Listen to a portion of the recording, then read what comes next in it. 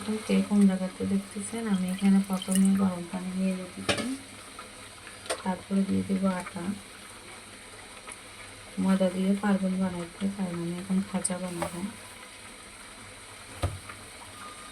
দিয়ে দিচ্ছি স্বাদ মতো লবণ। আমি এখানে দিয়ে দিয়েছি বেকিং পাউডার, তারপরে দিলাম একটুখানি ইস্ট। দুটোটাই দিচ্ছি কেননা একটু ফুললে ভালো হয়।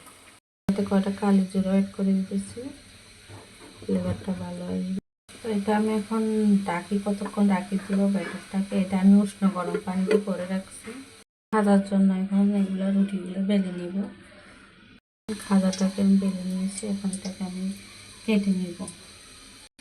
প্রতিটা লেয়ারে লেয়ারে আপনার আটা অথবা তেল দিয়ে এই পাঁচগুলা দিয়ে দিয়ে তারপরে খাজা বানাতে হবে, নয়তো আপনার খাজার যে বাগবাগের চাকগুলা এগুলো হবে না।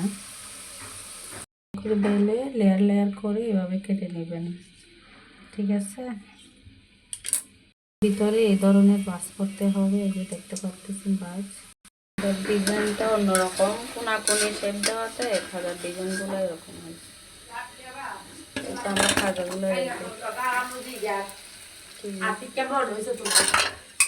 দেখতে পাচ্ছেন, আমার খাজাগুলো মাশাআল্লাহ রেডি। আমার খাজার শেপটা আমি কোনাকুনি দিচ্ছি, আপনারা দেখতেই পাচ্ছেন।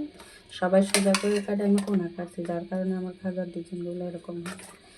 কেমন হয়েছে কমেন্ট করে জানাবো, পছন্দ হলে।